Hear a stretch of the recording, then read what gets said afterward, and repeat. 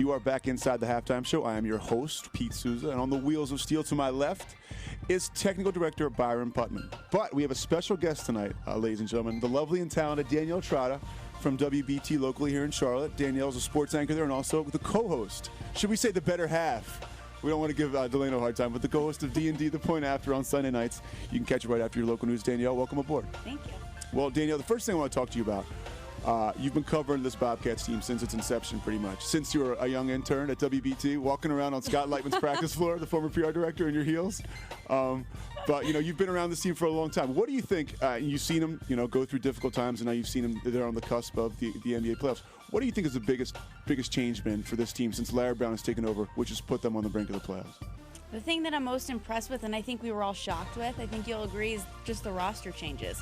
He came in and he was just like, okay, you're gone, you're gone, you're gone. And now these are players that were starters for the Bobcats that are not even, they're backups now at other teams. Look at Matt Carroll in Dallas. And Jason Richardson, at the time, he was like the number 2 player behind Gerald Wallace, gone. Yeah. Did the same thing with Raja, got Emeka out of town. Adam Morrison almost out of the NBA, unfortunately for him, yeah. Sean May, who was a Carolina kid, huge prospect, gone. So the guy's just not messing around, and I think he made that clear really quickly. And we were like, all right, let's see what this guy is made of. And it was a Hall of Famer, not putting up with any crap. And he was like, all right, I need real players in here. I need playmakers, difference makers. And it was really shocking to see how quickly he did it. But we've all seen it's been for the better. Yeah, guys that fit his system are the guys he likes to go with. Now, opposite of what Larry likes are the Duke Blue Devils. Now, you were able to cover them last weekend in Jacksonville, first and second round. What did you see from that team? A lot of people are picking them now to go to the Final Four. I feel like they almost got. It's an easier bracket now if you look at the other side of it, St. Mary's and Baylor, if they can get through Purdue. But what did you see in Jacksonville? Well, what I was most surprised with was how they were able to turn it on from the ACC tournament to the NCAAs, because a lot of people were like, I don't know about Duke. They were struggling against Georgia Tech, Miami, in the ACC tournament, and then they get to the NCAAs, and it was like Brian Zuback at center exploded. He's been the postseason surprise for them, and what we've seen from Duke year after year is that they didn't have an inside presence. That was their weak point that people have been talking about for years. And then also that they didn't have a bench. And now I'm not even seeing 5 players on the floor. I'm seeing Coach K go 8 and 9 deep. So he's playing 8 and 9 players a game. And I think between their depth, their inside presence, obviously the big 3 on the perimeter, but even if those guys have an off night like we saw in the second round against Cal, you can dump it down to Brian. The Plumlee brothers are going to come in. So Lance Thomas is coming off the bench. Lance is starting too, but Dawkins is coming off the bench, and the Plumlees. So they just have this rotation now, and defensively they're so strong that they're also so focused. In the locker room after every game, it's like they're sleeping and breathing a national title. These kids just, they won't accept anything else. So it's been really impressive to see them turn it on. This morning I'm looking at the paper, and it mentions about I guess Zeller's going to be out tonight or it's 50-50 to play for the Tar Heels tonight. And to me, it's a non-issue. They're playing UAB. I thought the one chance for the Carolina situation in the NIT would be if State and the Tar Heels could have faced each other, but they're not. And so is it kind of an afterthought, you think? Do people from Chapel just want it to go away? Well, I think State fans would love to see it because the Tar Heels swept them this season. And if there was any year that the Wolfpack should have beat North Carolina, it was this year because they had a down year.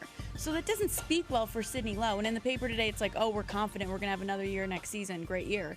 Really? You've been saying that for how many years now? Like, you're supposedly this great recruiter. Let's see it. Supposedly they have some big names coming in. So I think it would have been a bigger deal for the Wolfpack than the Tar Heels. But, I get the sense from Carolina fans that they just want it to be kind of over with. But how great was it to watch that Mississippi State game? It was like whoever had the last possession was going to win that game. It was back and forth. So you are interested then. So you still are fans because a lot of people I talk to aren't necessarily even some hardcore Carolina fans like this season was such a disappointment we just want it to go away. Yeah. But now that I don't know, maybe it's just the optimist, but you always want to end on a high note. I think whether it's the NIT, the NCAAs, whatever. But these kids, it was like watching them in the NIT. They weren't playing with any pressure. Finally, there was no pressure. It was like, all right, we're in the NIT. No one expects anything of us. The pressure's finally off. These kids were having fun. I'm watching them smile, share the ball. They were playing together. And I'm like, where were you guys 3 months ago, 4 months ago? It was like watching a completely different team. So from that sense, I think it gives Tar Heels hope. I don't know what pieces are going to come back. Ed Davis is going to come back. Is Larry Drew going to come back? Those questions are still kind of up in the air. I don't know how many starting pieces are going to be there. But I think it at least ends the season on a high note and gives Tar Heel fans some hope going into next season, and they have a lot of recruits coming in. We have Danielle Trotta. Excuse me, Danielle. Sorry. Oh, I'm sorry. Danielle Trotta in the studio, WBTV, locally in Charlotte here, sports anchor, also co-host of D&D on Sunday nights at 11:30. All right, D, I'm going to play something right now, just a clip. You talked about people smiling. Here's somebody who has not been smiling recently. This is Sandra Bullock during her acceptance speech. For not letting me writing cards with boys till I was 18. Talking about her mother. I would have done what she said I was going to do. For making me practice every day when I got home, piano, ballet, whatever it is I wanted to be. She said to be an artist, you had to practice every day. And for reminding her daughters that there's no race, no religion, no class system, no color, nothing, no sexual orientation that makes us better than anyone else.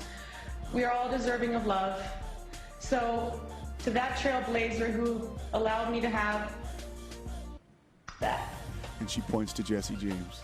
Put yourself in Sandra Bullock's shoes right now. You win an Oscar, you thank this guy, and then all this stuff. The girl that he's apparently had this alleged affair with, 11-month affair, that went on what she was she's a beauty, right? She has a tattoo on her forehead. I know.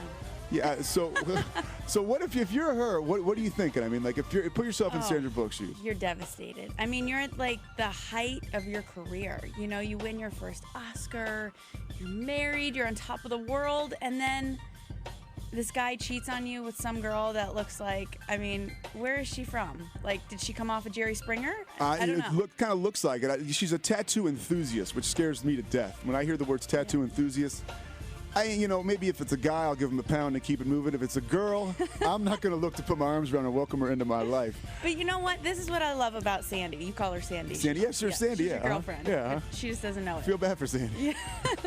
I think a lot of people do, but this is what I love about her.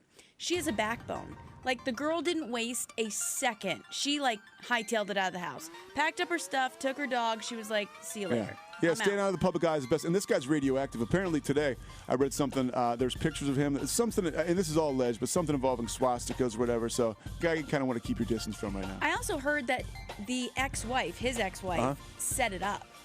Brought the tattoo girl into the mix because he knew she'd fall for it. You know what? That's a pretty good call because I know that I think they have custody of her child, and she's always been trying to get that child back.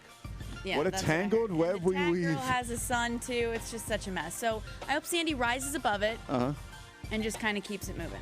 Danielle Trotta, WBTV, sports anchor. One last thing. Again, we're going to put you in somebody's shoes. Kim Kardashian and Reggie Bush. Now, I guess this past weekend, Reggie was just partying like crazy. All the hot spots in New York till 2, 3 a.m., hanging out with Michael Strahan, flirting with girls, canoodling, the word they like to use a lot. Kim didn't respond. A rep said they get in fights all the time. Put yourself in her shoes. Now, you're dating Reggie Bush. He's in New York, going crazy, and you're in Florida working. How do you respond to that? Well, I mean, is this anything new? It's not like they've been together for 4 days. I mean, they've been together for... You think this is the first time this has happened? Yeah, but it keeps happening over and over again. So if you're her, when you put your foot down? Because you don't hear about him so much, or her so much, as you hear about him. This is the thing. Don't get into a situation if you don't know what you're walking into. If you're dating an NFL athlete, guess what? He's going to go to clubs. He's going to flirt with girls. Girls are going to be throwing themselves all over him. If you can't handle it, then don't date him. Obviously, she's confident enough. Have you looked at her? Yeah. I would be like, you know what, honey? He comes home to me, so don't even worry about it. I mean, she's gorgeous. I wouldn't worry about some, pit lizards coming up and flirting with my boyfriend if I was Kim Kardashian. All right, folks. On the other half of this break, we will have Scott Lauer bring you all the second half action. We'd like to thank Danielle Trotta from WBTV. You can catch her. What's your schedule like? Right now, Saturday, Sunday, Monday, Tuesday, but we will be flying to Houston. That's right. Wednesday, so we'll have live reports. We're going to cover Duke in the Sweet 16, and hopefully, if they make it to the Elite Eight. So we'll have live reports starting on Thursday from Houston on WBTV. There you have it. Danielle, thanks so much.